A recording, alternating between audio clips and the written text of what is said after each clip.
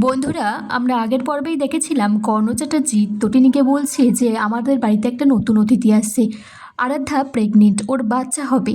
আজকে যদি কবিরের কিছু সাজা হয়ে যায়, ওর সন্তান জানবে ওর বাবা একজন জেলখাটা আসামি। প্লিজ তটিনী, তুমি এটা করো না।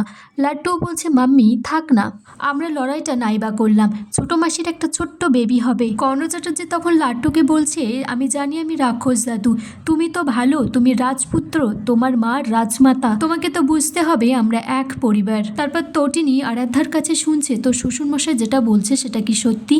তখন কবির বলছে সত্যি। তটিনী কবিরকে বলছে আমি তোমার কাছে শুনছি না, আমি আরাধ্যার কাছে শুনতে যাচ্ছি। কর্ণ চ্যাটার্জি তখন আরাধ্যার একটা প্রেগনেন্সি রিপোর্ট দেখায় তটিনীকে। এদিকে পরশুরাম তার শাশুড়িকে আর জিৎ মুখার্জির বৌমাকে বলছে আপনারা আমাকে জেরা করছেন, আমার অনেক কাজ বাকি আছে, রান্না বান্না জামা কাপড় কাচা, আমি আমার স্ত্রী তটিনীর হাতে হাত দিয়ে এগুলো সাহায্য করি।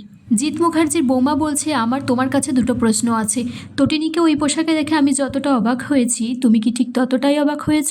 পরশুরাম বলছে সব মিথ্যে। এদিকে লাড্ডু তটিনীকে বলছে চলো মাম্মি আমরা বাড়ি ফিরে যাই। কর্ণ চ্যাটার্জি বলছে তটিনীকে একটা ছোট্ট বাচ্চা বুঝতে পারছে আর তুমি বুঝতে পারছো না। তিনি তখন তার লয়ার দিদিকে বলছে একটা অন্য তারিখের ব্যবস্থা করতে। এদিকে পরশুরাম জিৎ মুখার্জির বৌমাকে বলছে আপনি উল্টোপাল্টা কথা বলছেন কিন্তু আমার সাথে। তখন জিৎ মুখার্জির বৌমা বলছে আমি আসলে ভাবিনি তুমি আমার সাথে এরকম উঁচু গলায় কথা বলতে পারো। তটিনীর মা তটিনী দিদিকে ফোন করে বলছে তটিনীকে ফোনে পাচ্ছি না। তখন দিদি বলছে তটিনী বাড়ির দিকেই যাচ্ছে। এদিকে কর্ণ চ্যাটার্জি তটিনীর দিদিকে বলছে তুমি একটা বোকা, স্টুপিড কোটের ড্রেস পরে ঘুরে বেড়াচ্ছ। এদিকে স্পেশাল ব্রাঞ্চে অফিসে সৌরভকে বলছে তুমি এখান থেকে ইনফরমেশন লিক করছো। কর্ণ চ্যাটার্জি একটা পাকাল মাছ, ওকে কিছুতেই ধরা যাচ্ছে না। কবির চ্যাটার্জি এদিকে তটিনী লাড্ডুবিকে বাড়িতে এসেছে। লাট্টু পরশুরামকে বলছে জানো পা ছোটো মাসির একটা ছোট্ট বেবি হবে। তটিনীও বলছে আরাধ্যা প্রেগনেন্ট। তখন পরশুরাম বলছে সবটাই মিথ্যে। পরশুরাম বলছে কর্ণ চ্যাটার্জি কবিরকে বাঁচানোর জন্য একটা নোংরা খেলা খেলেছে তটিনী তোমার সাথে।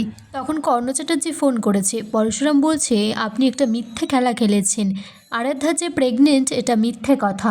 তখন তখন কর্ণ চ্যাটার্জি চিৎকার করে বলছে পরশুরাম নিজের বউয়ের সামনে মুখোশটা খুলে দেব, আর হ্যাঁ তটিনী গাঙ্গুলিকেও সামনে রেখো, ও অনেক খেলা খেলছে,